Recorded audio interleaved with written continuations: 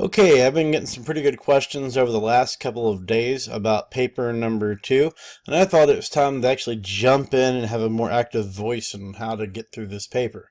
Paper 2 really is kind of a new essay for most writers. They've had so much experience writing about personal narratives, research papers about books, which we'll get to all that. But the idea of sitting down and writing a paper where you're going to determine whether somebody gets a promotion and gets to go home and buy their entire family, perhaps say, a nice tofu lobster, or if they're going to go home and tell their family that they've lost the roof over their house because they're no longer employed, is a really big, daunting thing to do. And that's a good thing. We should have to think carefully about our decisions about whether or not we terminate an employee.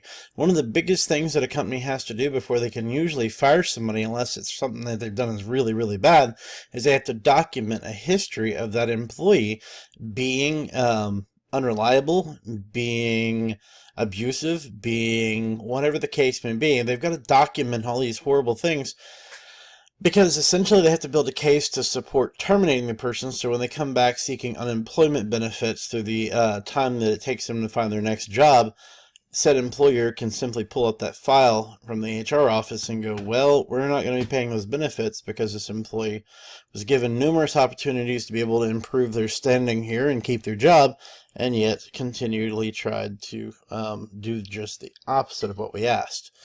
By going ahead and putting this information together and then practicing getting into an essay format, it takes you to the kind of a new level with your writing. So how do I organize this? How would I put it together? Real simple. Imagine that the first paragraph is a 30-second at max elevator pitch to your boss. He's given you the task. He's told you to go and pick whether to promote or to fire this person. Meets you in the elevator the day after he's given those orders, expecting your answer, and you're going to tell him. After careful consideration, I've decided to do what with this person? Give him the answer up front. That's a little bit different than most research papers because we kind of want to entice our readers to come into the paper. But for this one, imagine it's your boss. He wants the details. Then, the body paragraphs that exist after that, that's where you're going to document the history of the misbehaviors or the outstanding behaviors of the employee. Break it down like you would any standard body paragraph structure, where the body paragraph is based upon the topic being explored. One easy way to do this is to break it down by incidents.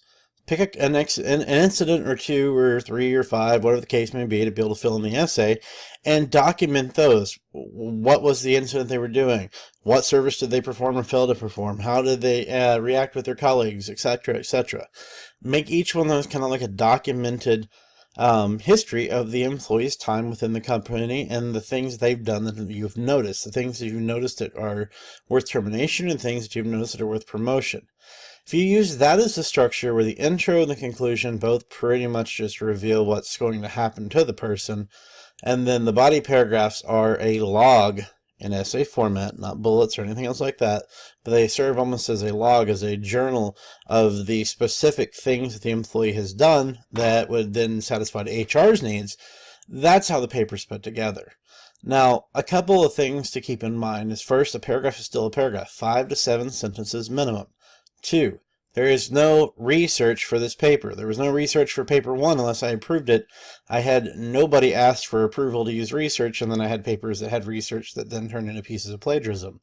No research. This is you. You get to write the paper. You make up the person, you make up all those facts about them, and you write the paper. Third, make certain you refer to the person properly. If it was your employee, you wouldn't just call them Rob. You'd probably call them Mr. Smith or something similar to that. You would want to make certain it stays formal, respectful, and business-like. Finally, one of the biggest things you want to do with this particular paper is you do want to remember that body paragraphs, those 5 to 7 sentences, that you have as many of those body paragraphs as you need to be able to hit the page length. It's the same way with the first paper and the future papers. Body paragraphs, a lot of people think that it's a 5-paragraph essay. You have an intro, a conclusion, and 3 body paragraphs, and those body paragraphs can possibly be massively huge. That is the farthest thing from the truth. Every time you have a new topic, have a new body paragraph. Most essays that are of substantial length will have several paragraphs. This one I wouldn't expect to have a ton of just because of the nature of the paper, but it's still going to need to have enough to be successful. So that's the advice I have for paper number 2, the evaluation essay. There's a sample of the essay itself attached with the assignment. Please make certain that you read through that and make certain you make the peer revisions for this essay, give good feedback to each other, and I look forward to reading your paper soon. One last note, this paper is one of the ones that comes with a self-evaluation component. You will do that after I've given you my feedback. I'll provide the feedback and then you'll provide the self-evaluation.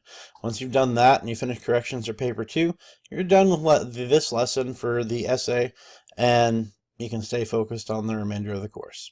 Thanks, and if you have any questions, let me know.